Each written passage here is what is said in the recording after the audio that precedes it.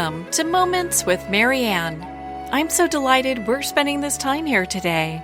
We have a very inspiring show coming right up with special guest, Richard-Haight, and he's here today to share with us his new book, Unshakable Awareness, Meditation in the Heart of Chaos, taught by a master of 4 samurai arts. So, is it possible to stay present, clear-minded, and calm when facing unsettling times? Using forgotten principles of ancient practices, Richard-Haight, master of 4 samurai arts and award-winning author, shares simple tips with us today on how to do just that. Many of you know Richard. He's been on the show before. He's best known for his book, The Unbound Soul, listed as one of the best books on consciousness of all time by Book Authority. He's also an instructor of martial arts, meditation, and healing arts, and is the author of several best-selling titles. So let's welcome to the show, Richard-Haight. Thank you for having me, Marianne. You know, what an honor it is to have you here and to talk about this book. And I have to ask you, what inspired you to write this book? Actually, it's the recent changes that have been going on in society, and just seeing how many people are stressed out. I mean, the suicide rate's up, and it's actually been very, very difficult even for meditators to remain aware or even to meditate in this circumstance. And so the meditation that I practice and teach is based off of samurai training. So therefore, one has to learn how to be calm and clear under extreme pressures. And although the first book I wrote on the warrior's meditation teaches people how to meditate while walking and while talking and just general daily life activities, it felt like there was really something much more, something needed to address the real intense pressures of life. And so that's where Unshakable Awareness came into existence. Well, I noticed you did start this book off with talking about the economic changes that we're going through with COVID. And, I really feel that this book is more important now than ever to read, just with everything that's in it, how people can really take control of their lives in a meaningful way. Mm-hmm. Yes. And it's interesting because it's a lot of very small changes and small practices that we can do every day that make profound differences in our nervous system, in our perceptions, and our ability to remain calm and clear under pressure. It doesn't take a lot of time, but these are methods that, it's not that the methods I'm conveying in the book are new. In fact, they're very, very ancient. It's just that they've sort of been lost, or maybe we can say religified or ritualized, such that people don't realize the value that was inherently there before the ritualization of these practices. So how would someone use this book? And so the book is actually written to be a practice guide. And so my general recommendation is people read and practice as they go. It's not a book about knowledge. Like if you're reading it to try and get knowledge, that's going to lead you, that intention would lead you astray. So the first step is to recognize that awareness and knowledge are not exactly the same thing. Most of us, when we think of awareness, we think of some kind of knowledge campaign, a sex trafficking awareness campaign or drug awareness campaign. That sort of, we think of awareness in that way, but that's really just knowledge, and that knowledge is coming from a different place in the nervous system than what is awareness that I'm talking about. The awareness that I'm referring to is actually more like the basis of perception. It's at a more basic level of the nervous system than that which is contained in memory or knowledge. And so this book is really pointed towards getting back in touch with that fundamental awareness that is the human being. We human beings have been caught up in the human aspect, the knowledge aspect, the identity aspect, and we've sort of forgotten or lost touch with the being aspect. And so the book is designed to get us back in touch with the being aspect and to be able to remain in touch with that being aspect under pressure, still having access to the knowledge. I wonder if that answered the question. It did. It did. And I'm glad that we're spending this time talking about your book because I think it's such a powerful book for people to use. You start off also talking about TEM training, and I'd love for you to share with our listeners that are new to your work what that is. So TEM training it's based off of, again, samurai training, and it incorporates a number of practices that are designed to completely embody and express awareness throughout our daily life. And so it incorporates meditation as well as other types of, we could say, autonomic nervous system type training, autonomic movement, and it can potentially could be martial arts training, which is what I train in. I'm not currently teaching that now, but there are actually quite a few elements to it, of which I've only written about a few of those elements. But again, the point is not to turn the awareness practices or meditative practices into retreats from life, but instead to completely embody those practices such that we're forging forward in life through awareness, that the awareness becomes the vehicle through which we live our lives. And that's what really TEM is about. I mean, how often do people meditate to really get away? It's kind of like escape life in many ways, you know? And I found it very powerful that this book really is encouraging people to embrace everything that shows up. Yes. Many forms of meditation suggest that we do this, that is the right approach. It's just that they're just not that well tailored to actually allow it to come into our lives that way. If you have to sit and close your eyes or be in a secluded place and have a peaceful environment, if that's the prerequisite to meditate, then it's not going to lend well to daily life, which is full of activity, pressure, and stress, and that sort of thing. So TEM it begins with eyes open, and during our morning practice, I teach a daily 15-minute guided meditation, but I'll have people exercising or stretching or doing all kinds of things during the meditation so that they can actually bring it into their daily lives. And so that's the very beginning stage, begins with activity. Oh my goodness, how important is that? Because, you know, when you think about meditating, I think a lot of times, and I've done this myself, where you're like, oh my goodness, I have that monkey mind going. I've got a billion things I've got to do. How do I have time to even meditate? And so incorporating these other like poses, yoga poses, and stretching, that must really be helpful. Oh yes, and weightlifting and jogging in place and swimming and sprinting and talking after the morning class. We have what's called water jug chats where people can go in and just talk with each other. And that goal is to stay in meditation. You'd be surprised that talking in a meditative state is actually one of the more difficult things to do because our language is tied to our identity so strongly and is so personalized. So the practices are really designed to just really fill in all the gaps of our daily life where awareness is normally not there for us. We first need to show up for awareness, and then awareness starts to show up for us, right? How profound is that? You know, and I think when you put it that way, it brings simplicity to a practice where people can get frustrated with, you know. Yes. Oftentimes, there's a couple of issues that I found when I was a beginner in meditation. Is generally speaking, it's hard to find the time to meditate.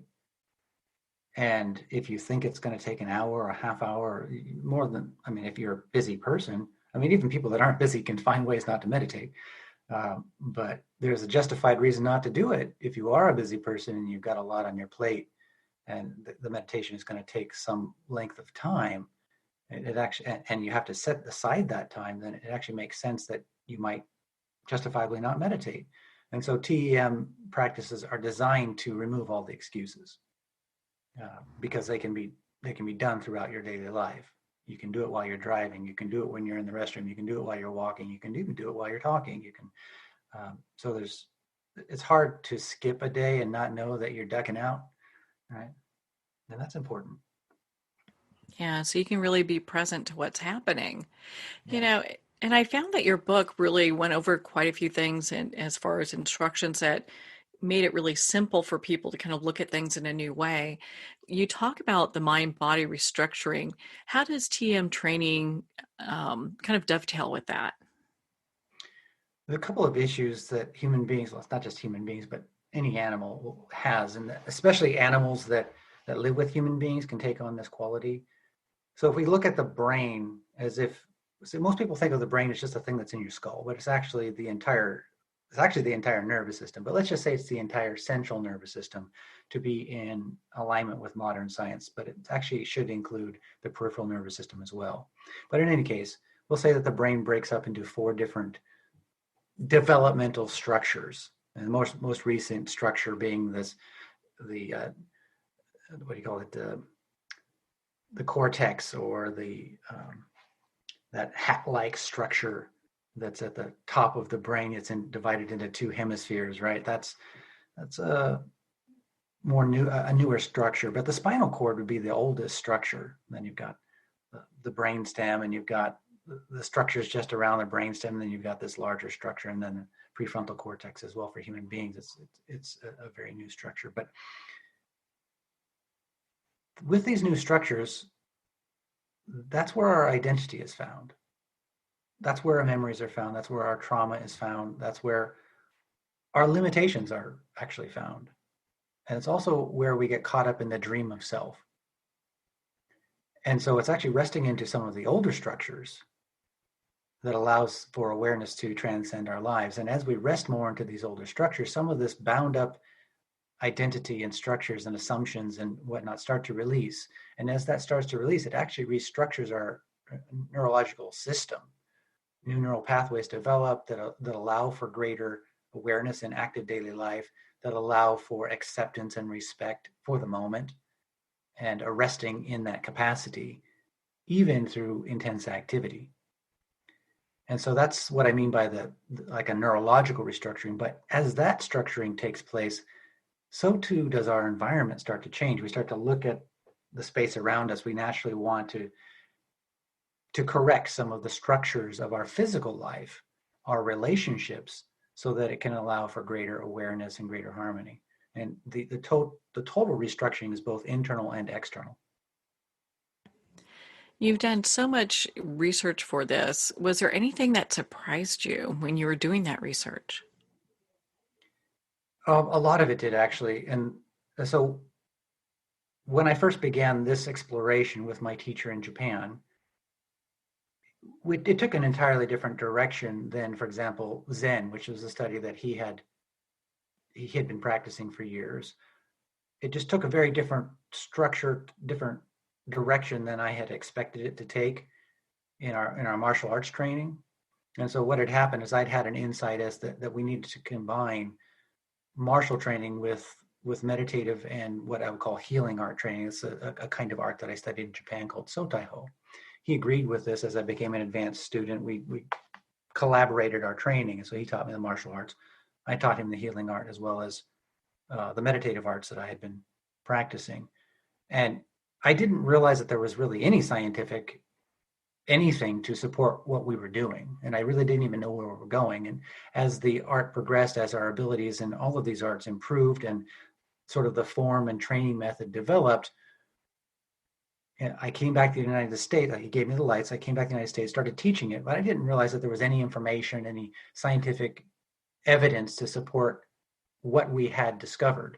And it wasn't until I wrote The Unbound Soul, and my editor, he was reading, he was editing, and he called me and says, a lot of what you're saying here is scientifically verified, surprisingly. And so he started sending me articles, and then that's when I began my research. And I was quite surprised to see how much is out there, but most of the research doesn't really, it's almost like people are researching in different areas of studies and not really communicating it all together. So there's not really seeing the big picture. And so that was a bit surprising for me. Well, you're so good at putting all that information together so people can see the big picture. And when you look at the science of it, what are some of the things that you want the audience to really take away from this discussion? The key thing to understand is the who you think you are is not actually true. It's a set of neurological patterns that are developed over the period of your life through your experiences, and also the personality that you were born with, and that also then developed as you developed. But a lot of that content is habitual and has not really been looked at. And so it creates a lot of subconscious patterning. And that subconscious patterning doesn't just stop with your body, but it affects the environment around you, the type of job you would choose, the type of relationship that you might be in, the way, where you would live, the house, your friends, and all of that. But those structures, although they've created your life situation, they've also created most of your suffering, most of your negative habits. And you might find that when those structures change, who you think you were starts to become what I will describe as transparent. You start to see through those structures and realize, I'm really not my thoughts, I'm really not my emotions. What I am, I'm not truly sure, but awareness is the closest I can get to that, to understanding what it is. And there's a certain freedom that starts to occur. And there's a popular teaching now. It's like a self-confidence teaching that you should be confident and self-esteem and all of those things. When you rest in awareness, you realize those teachings don't mean anything, because that's just developing a new identity, a new trap. Many of the people that are highly self-confident actually have miserable lives, right? They're self-absorbed in themselves. They're self-absorbed fundamentally. It's not, when we're resting in awareness, we're able to do whatever is necessary without the thought, can I or can I not do this? Or am I worthy or am I not worthy? It's just a doing. There's just a seeing of a need and a fulfillment of that need. And it's not self-absorbed. In a sense, there's a kind of purity to it. And there isn't a feeling like, I did that. It's just something happened. It's a very strange experience that until one experiences it, it sounds very mystical and maybe sounds like fancy. But once one experiences it, then it starts to open up. It's like, Alice and finds that hole and starts going. It just opens up a new realm of perception, a new realm of a new way of living. It's quite refreshing. It sounds very refreshing. And I think when you get to this point as well, that ego really starts to separate. I mean, the ego is good for some things, but it seems that that's not what's driving the bus. Yeah, that's right. Early on, I mean, basically that's all we got is ego to function in the world. And it's a necessary function. But at some point, it becomes less and less necessary. And some kind of inner inspiration starts to emerge that isn't really about ego. And that's the freeing element. Yeah. It is. And your book really kind of outlines that. You talk about how if we understand how the brain changes, we can consciously, use those for self-improvement. And I think it gives people, like you're talking about, like a lot of freedom knowing, hey, I can be in control of making these changes that I want to see. Yes, it's surprising the degree of control that we start to have and the degree to which our lives can change and rapidly as we start to gravitate toward awareness. So I'm using awareness almost as almost synonymously with meditation, but my view of meditation isn't really a form, but more like the awareness that emerges through a proper meditative practice.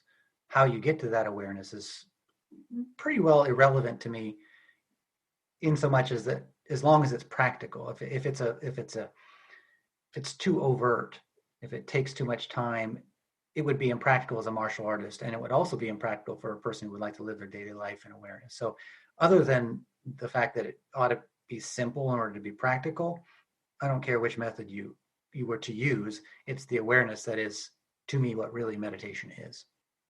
Yeah, I was really floored when I was reading your book. It talked about how, there are legends that talk about how the Buddha Dharma recommends martial arts and breathing training for improving your meditation practice.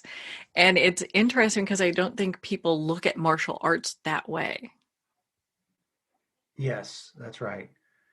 It's a very strange thing about the martial arts. We say that there's various levels to the martial arts, and the first few levels are really about strength, speed, and force, and maybe aggression and that sort of thing. But as you get more and more advanced, and especially as your body starts to age, all of those things fail. And if you're going to continue to improve, you have to find another way, a better way. and that leads one into awareness. And so as one starts to gravitate toward awareness, a strange thing occurs. Your body coordinates better. You're able to move more efficiently. You're able to perceive what the opponent is intending to do toward you. And therefore, you don't need the speed like you needed before. And since your body coordinates, you don't need the strength. Your entire body weight and movement is behind your strikes or whatever your movements are. And it's actually just it's essentially a meditation that's become active or moving. It's a beautiful thing, but it changes the arts entirely. Very few individuals get to that level, largely because they probably don't know that it's possible. And there are very few examples of that in the world these days. I was fortunate to have met several just great examples of that when I went to Japan, and older men that you would never think would stand a chance. I was well trained, and I wanted to be a professional fighter, and I got run over by a horse, so that was not possible. But when I went to Japan, I wasn't going easy on these people. I wanted to see if they can really, if wanted to meet someone who could defeat me easily. And the first person that I met that was a 72-year-old man. How was that possible? And he didn't do it with speed and strength and power. It was altogether quite mysterious, but awareness was at the core of it. Oh, it sounds like So such a perfect meeting. Can lead to, yes. Oh, it was amazing. And so the martial art path, if practiced in the right way, can lead to profound meditation and awareness and life transformation. It's just that's rarely exemplified, but it's possible. Well, it seems that people should inquire about that when they're doing martial art training to get to those different levels of awareness too, because it sounds like that is just part of that training that maybe for whatever reason isn't really being pursued here as much as it should. One of the interesting things, one of the blockages I found was that anger or malice, the desire to harm your opponent, is a complete blockage to awareness. And so in the martial arts training, if you're practicing with the intention to harm the other person, that's a blockage to awareness. That's going to be your limitation. And so you have to find another way. And the art of jujitsu, soft art,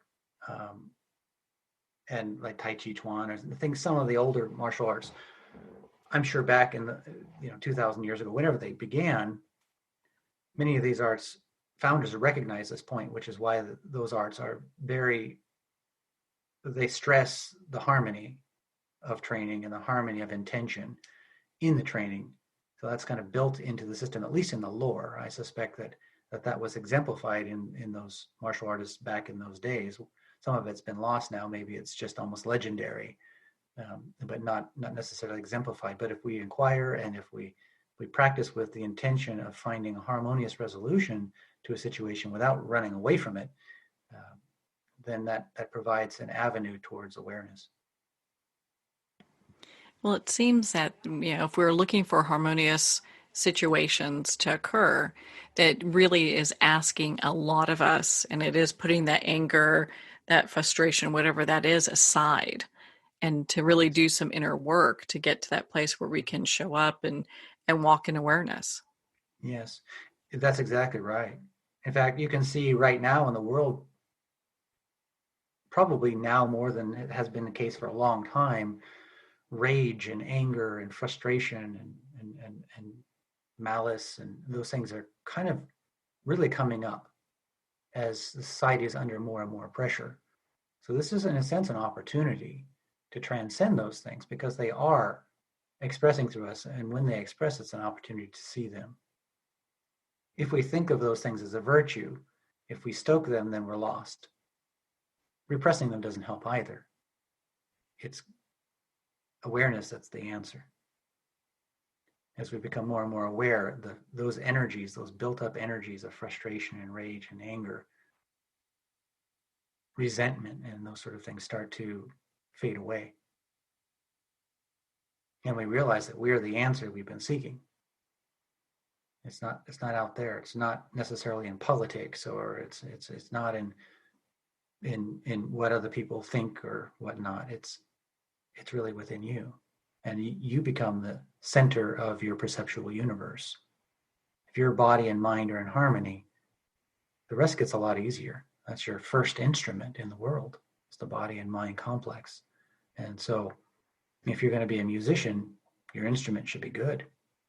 If you're going to be human, the instrument should be good, harmonious. It's at the core of every experience you can have, in inner experience or external experience. Well, you touched on something that I would love for you to unpack here a little bit. So you talk about harmonious relationships and just being in harmony. You have several chapters in your book that all are about sound. Why is that, and why is that so important? The sound that I teach are what I would describe as primary sound. So we'll divide sounds up into two basic categories, primary and what I'll say is secondary sounds. In the ancient times, they would have considered them sacred. Primary sounds would have been considered sacred sounds or spiritual sounds or those sort of things. So these sounds that I'm talking about as primary sounds are sounds that can be maintained or sustained over an entire breath. They're essentially long vibrations. You could think of almost like chanting and that sort of thing. Now, within a chant, there will be a consonant followed by a vowel sound. That the vowel sound can be elongated. A consonant cannot be elongated. And so those primary sounds, as they're elongated, create a vagal response. The vagus nerve is a nerve that runs from the brainstem and down to the visceral organs. It affects your immune system. It affects your brain waves. It affects really your entire bodily health system. And uttering those primary sounds in the proper way creates a vagal nerve response that allows the body to shift into a deeper state of awareness. This is why the chants make use of those sounds. Now, of course, the chants, the mantras, and that sort of thing have been ritualized and become religious tools, and oftentimes absent the understanding of why they work.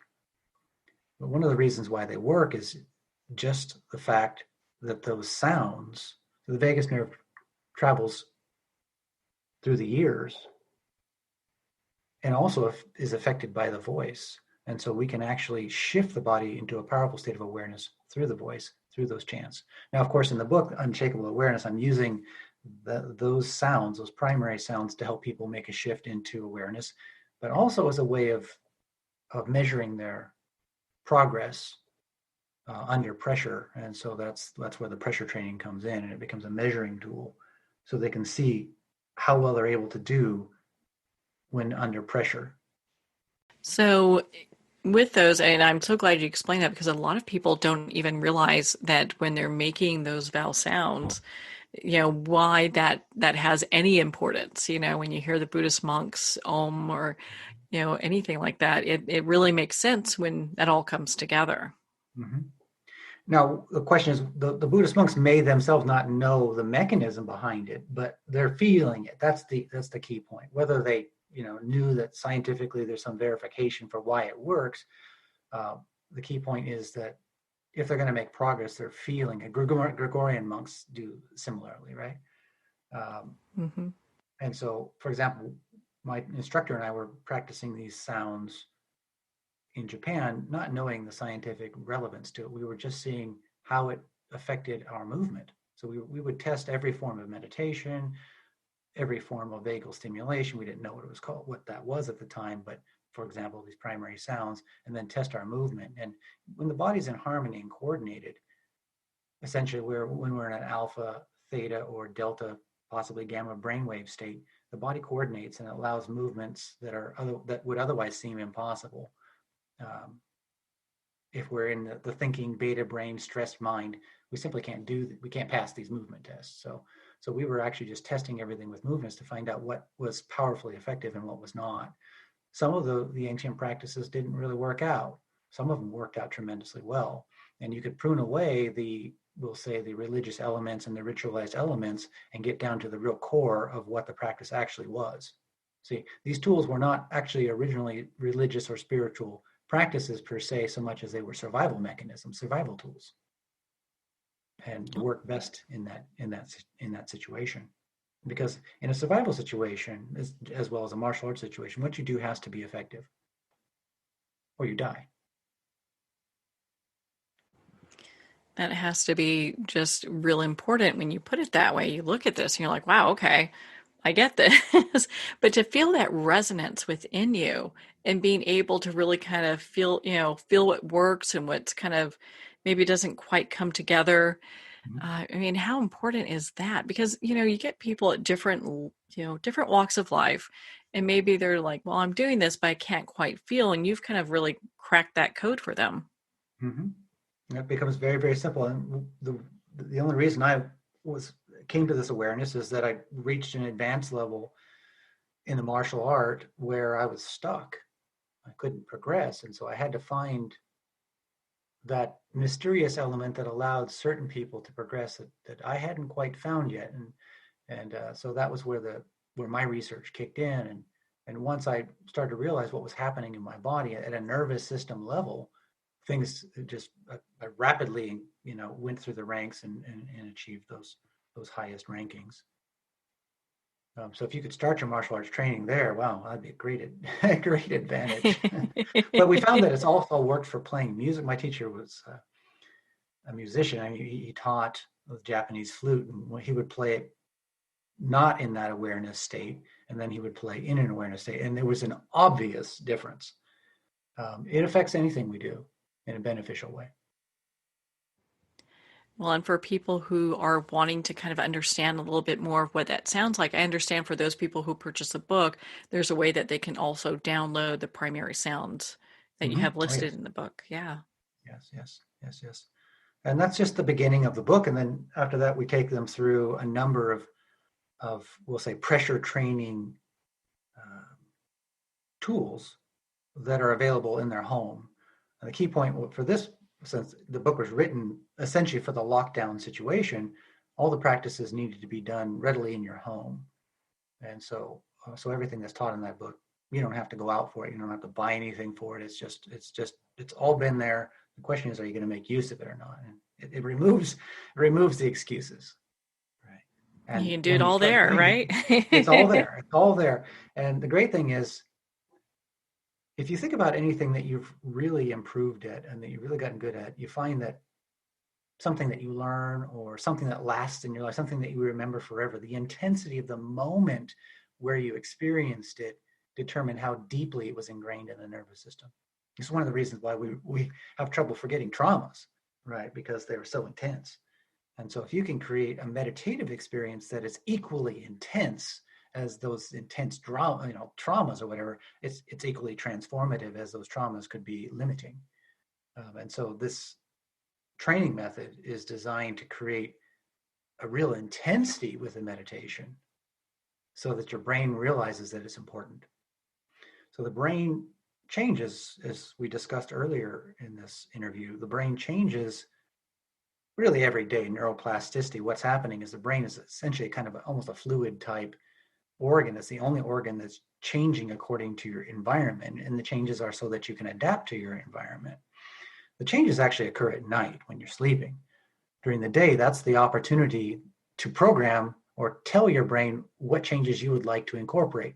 Now, normally we're not aware of this, so we just kind of, sort of bumble through our day unconsciously, and oftentimes just reliving the same old pattern. And so our brain just keeps reinforcing that same old pattern. But once we become aware of the fact that the brain is changing according to how we're programming it, which means the types of activities, the types of thinking, the types of the attitudes that we carry throughout our day, we can start to make important shifts in those activities, attitudes, behaviors, and that sort of thing, so that the brain can adjust and make what we want easier and easier to come by or to be experienced. But we can further amplify that change by making the experiences of our day that much more intense. And that's what Unshakable Awareness is really aimed to convey. And you do it so well, let me tell you. So Thank you. I love how you weave that all together because it makes sense, even for lay people who are like getting into the science of it. It's like, okay, how does this all come together? And how does this make it, lead me on a path of being, an aware person? And what Mm, does that really mean? And you really have it layered so that people can understand why, and then start using these practices at home. yes, yes. There's a lot more to it. And that book is designed to be as streamlined as possible so that people get the experience and they don't have the excuses not to do it. If you add too much, it ends up almost becoming overwhelming. So I had to actually remove about half the content of the book that was originally there. But right now it's so streamlined that it's very effective to get people the experience so that once they have these experiences, a powerful seed is planted, and it's difficult for them to just sort of forget the potential that's actually there. And so they're going to find most of the rest of it on their own if they're interested. I'm sure you have people lining up for that. So, yeah. Well, I have to ask you, in your book, you also talk about the purification by water.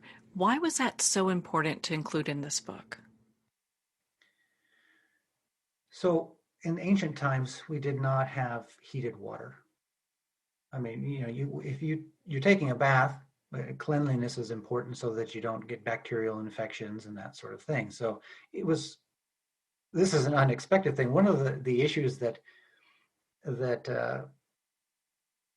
say the Europeans had is because they were a farming society and they lived indoors, and a lot of them had some sort of heating indoors, or they could heat their baths and that sort of thing. Um, when they were out in the wilderness, they wouldn't take baths. And so when they met the Native Americans were like, boy, you guys are really dirty. They were almost put off by it. Um, because for the Native Americans, washing is just a daily thing, and you don't do it in heated water. You walk out into the river, right? If it's in the wintertime, you punch a hole in the ice and you do it that way. But nowadays, we think that would kill you, and it would if your body's really weak, which it is. But if that was how you live your life, that's just normal, and it's not difficult. And so what's happened is that our bodies have gotten so weak that we need to warm our water all the time. And so that doesn't exercise our nervous system sufficiently. It doesn't exercise our vascular system, arterial system. It doesn't exercise the cells, mitochondria. And so that not only does it make for a weak body, but it makes for a lot of emotional reactivity that would otherwise not be there.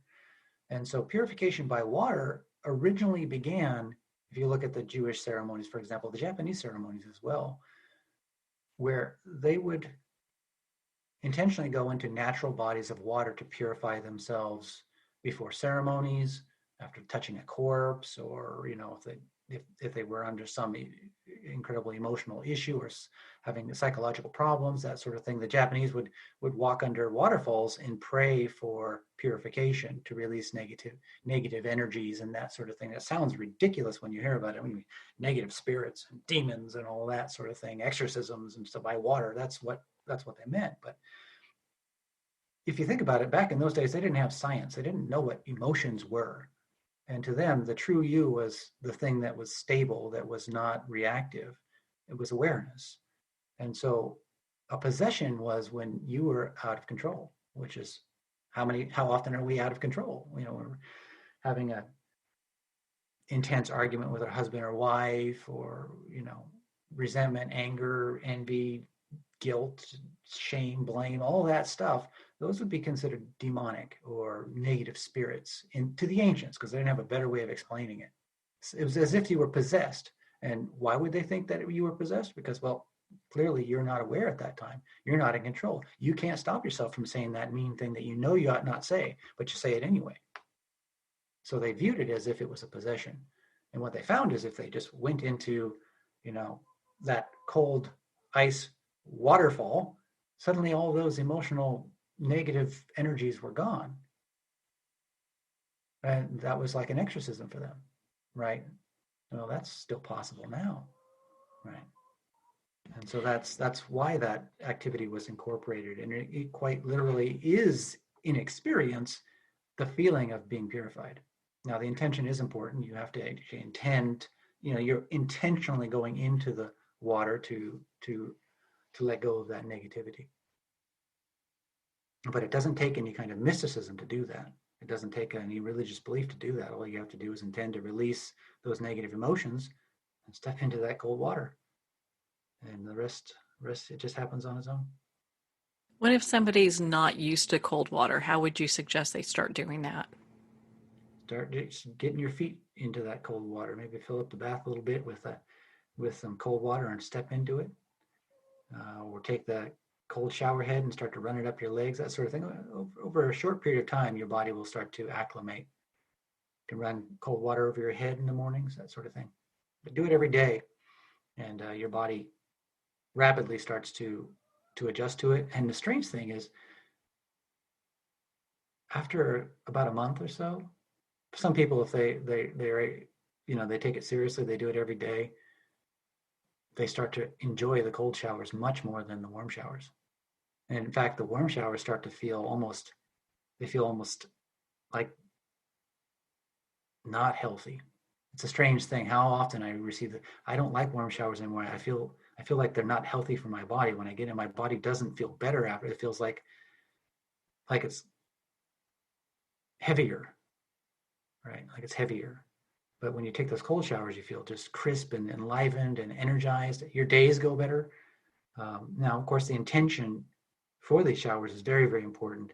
The state, the brainwave state that we're in when we enter into the shower and that we seek to maintain while in the shower is very, very important as well. So it's learning to actually meditate under that pressure of cold water. And then, of course, later on in the book, other pressures as well. And we find that if we can do it under pressure, then, geez, meditating is easy. Awareness is easy. And we start to really be able to see the elements within our lives that have been holding us back. And it's not because we learned some new philosophy. It's just from a simple daily practice.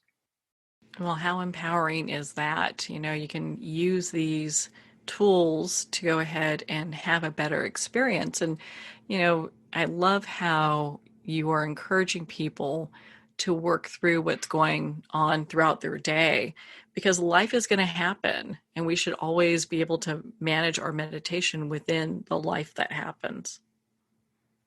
Yes, at least the intention to gravitate toward greater acceptance of what's occurring in the moment. And acceptance doesn't mean like just, what I mean by acceptance, I mean it's like in boxing, you'd say rolling with punches. So for example, if you're getting punched and you have a negative attitude toward getting punched, it actually makes the punches hurt more.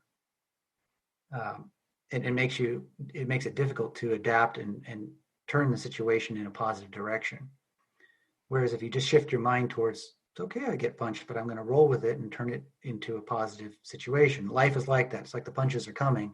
Your attitude toward it determines what happens in that instant, how much it impacts you, and also how smoothly you're able to flow through it.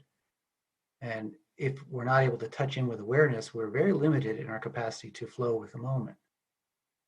We can't do it with thinking. Thinking doesn't get us there. It's too slow. If I'm thinking in front of my martial arts instructor, I'm dead. His movement is so smooth that his sword would cut me before I even knew it was coming. It can't come from thought. And daily life starts to become more and more about this vibrant awareness. It's a relaxed, vibrant awareness.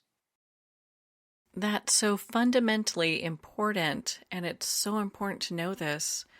When we look at people being able to measure their progress, how can they do that, and what does that look like?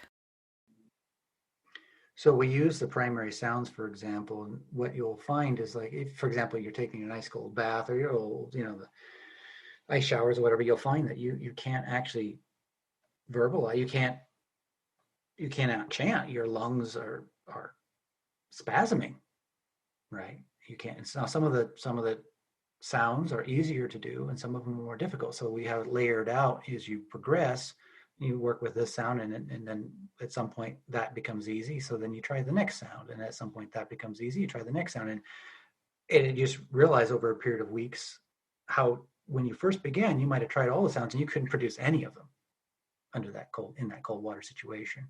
But at the end of it, after 1 month or so, you could produce all of them with ease.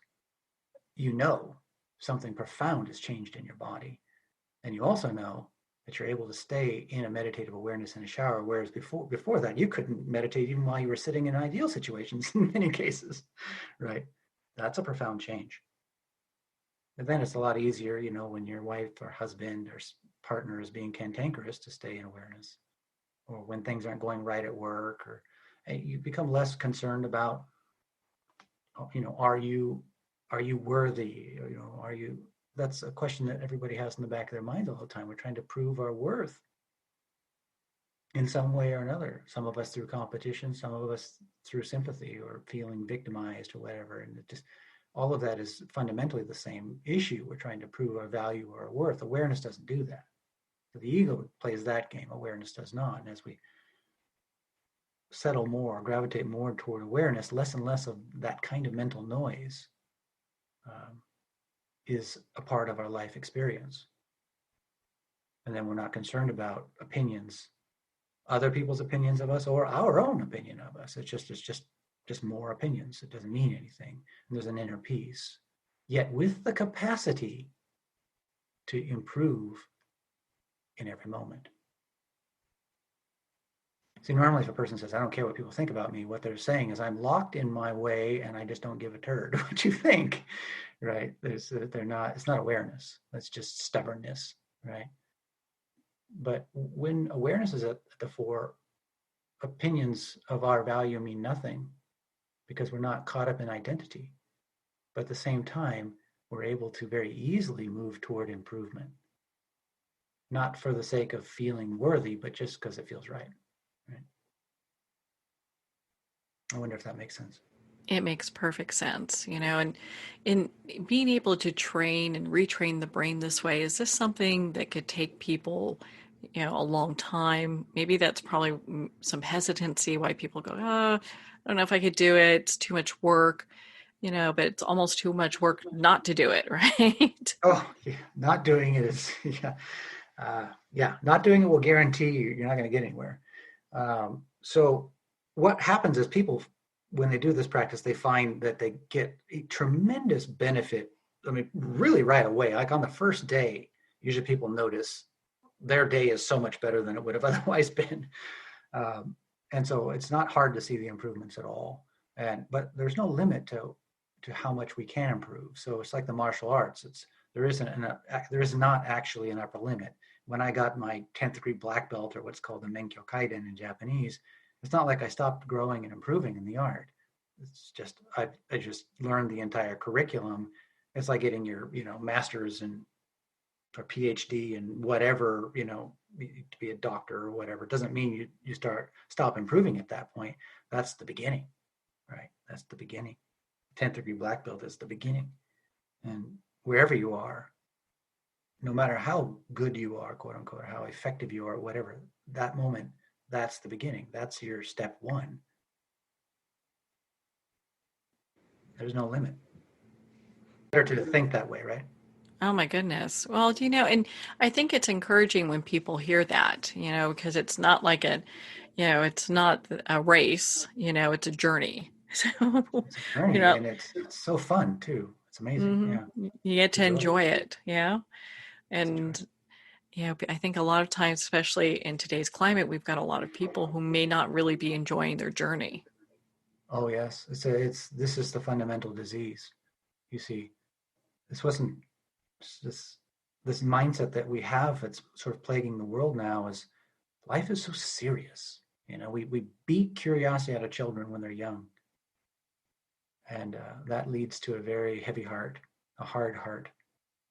And it takes away from awareness. And so really this process is almost a return to innocence, yet still with the ability to make use of knowledge. It's not like you become stupid or foolish. You actually become more functional, but there's this openness and a willingness to take risks because it's a joy, it's exciting or fun or interesting. And it's hard to be bored. It's hard to be bored when practicing this way, because your body, I mean, most people don't know this, but you can feel your pulse everywhere in your body simultaneously. I do, and anybody can. There's so many, the inner body is absolutely fascinating.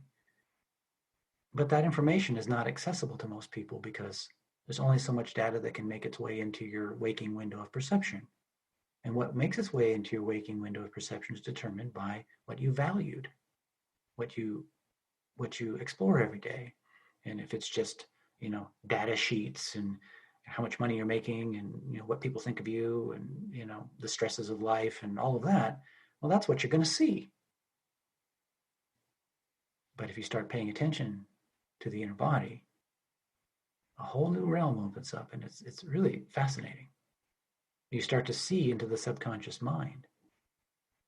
You start to see the causes and motivations for what's actually happening in your life, many of which were not at all what you might have assumed they are. There's the assumed motivation for why you're doing what you're doing, and then there's the actual motivation, which is much deeper in the nervous system.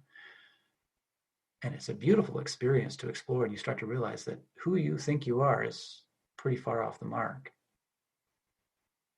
And it becomes a journey of discovery, not of who you are, not even of what you are, but of being. It's not a who, it's beyond identity. It's truly beautiful. It sounds so mystical. I know it sounds really woo-woo to anybody who's not, but it's very simple, and it just allows for a joyous life. And it's not like you become great in your mind, or it's actually a simplification. I love the Tao Te Ching, which is a Chinese classic book attributed to the author Lao Tzu, who describes that the master is as simple as a stone. And it makes sense when you gravitate toward awareness, because you're not trying to do something to be seen as great by yourself or anybody else. It's a joy. I love that. Because it really does put things in more simplistic terms. And I think people really can then appreciate, getting into a deeper sense of awareness about themselves and their journey without having, again, like the ego taking over, like, hey, look how great I am or how much I've accomplished. It's just their own personal journey, their own personal goal for, maybe goals are a little bit too hard, but maybe their personal journey for a level of awareness that they're wishing to obtain for themselves. Yeah. And the surprising thing about it is it's not like you become some sort of, they would say, the typical stereotypical thing is you become some hippie who doesn't have any goals or doesn't have any aims and doesn't take any response. It's not that, because that's also an avoidance of life. But the goals and aims become inspiring, challenging, fun. And you start to take on maybe larger and larger responsibilities because you're not avoiding things anymore.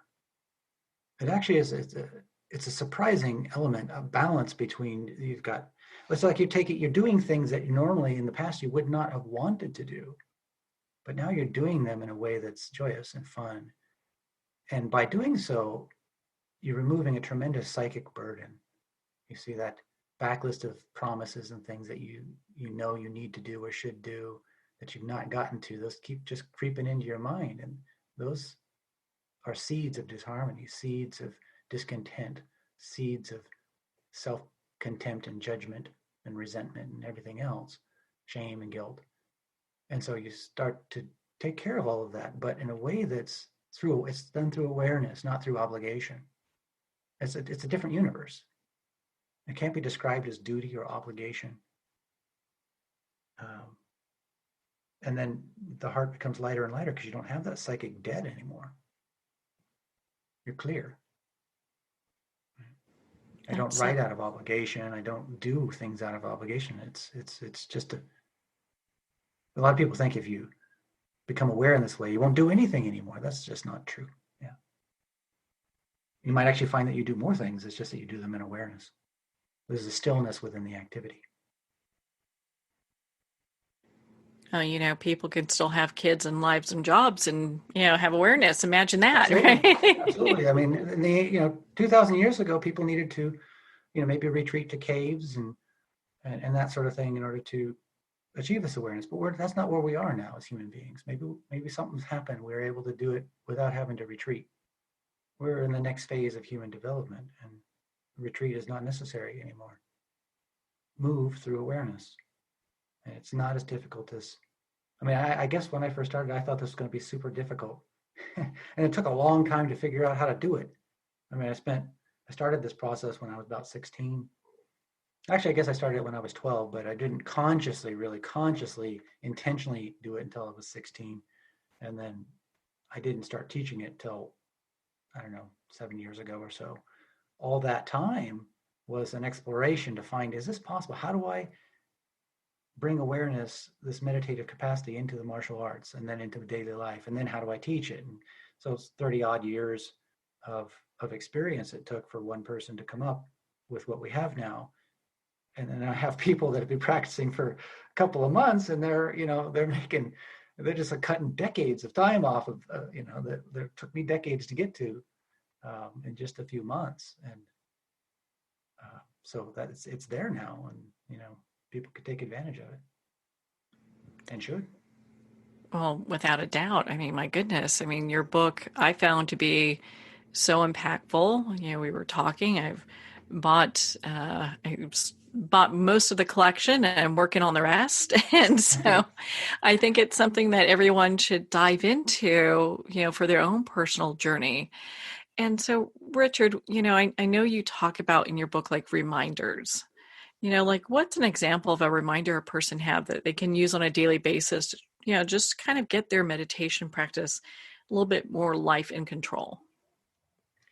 So, of course, the reminder should be personalized. But for example, one that I used to use, when I was in Japan, I was a middle school teacher. So I would use a clock. I had to constantly be monitoring the clock to sort of pace my lessons. You have to get through so much material each lesson and for each class. So I made a rule that every time I looked at the clock, every time I checked the time, I would take a second to calm and be aware and be mindful of that. So those little tiny things like that, setting triggers like that and empowering those triggers such that they will actually remind you to do that thing that you intend to do, is extremely powerful. One of the reasons why people tend not to progress in meditation, aside from the fact that they may not have time to do a traditional form of it, is they just forget to do it. And so setting up triggers is vital to stimulating your brain to restructure at night. Because if you forget to do it, like the worst thing you can do is simply not practice whatever it is you intend to practice each day. If you do it a little every day, your brain will reinforce it and you can make rapid progress. It'd be better to practice 15 minutes a day than to skip a couple of days and do an hour once a week. You'll get far further with 15 minutes a day. That's so impressive because that makes such a huge difference on how we look at our journey and how we're rewiring our brain in order to have it work for us as we work towards our own personal awareness. Richard, my goodness, we could talk for hours. Where can our listeners connect with you and learn about all of your books and more about Unshakable Awareness? Yeah, the best place would be richard-haight.com. That's H-A-I, spelled like hate Ashbury, richard-haight.com. And there you can find the books as well as several courses that I offer. The daily meditation is a great place to start. It's both live and on demand. I teach at 7 p.m. Pacific time every morning. We meet live on Zoom. We have thousands of practitioners, most of whom will practice the on-demand video. The on-demand's up for 24 hours a day. Then it's gone. So if you missed the lesson, you missed it. It's like when I went to the dojo. If I skipped going to the dojo, my teacher may have shown something that he might never show again. And so I didn't miss days. For the entire time I was in Japan, I showed up. And so that's a great course that people gain a lot of benefit from, and I highly recommend that they join that. If they would like, I give a free month trial with the purchase of the Warrior's Meditation, or that's one of my books that teaches this method, as well as is Unshakable Awareness. So You can find those books on Amazon or any online book vendor. Well, Richard, thank you so much for taking the time to be on the show with us here today. Thank you, Marianne. It was a real pleasure speaking with you. Well, thank you, Richard. It has been such an honor to spend this time with you and, of course, to talk about your new book, Unshakable Awareness. Unshakable Awareness is available at Amazon, Barnes & Noble, and all indie retailers. And if you don't see it on the shelf, ask for them to order it. And, of course, it's available on Kindle. Again, if you'd like to connect with Richard, you can at richard-haight.com for more information. Well, we're at the end of our time today. I would like to thank everyone for tuning in. You're listening to Moments with Marianne. And remember, make every moment count.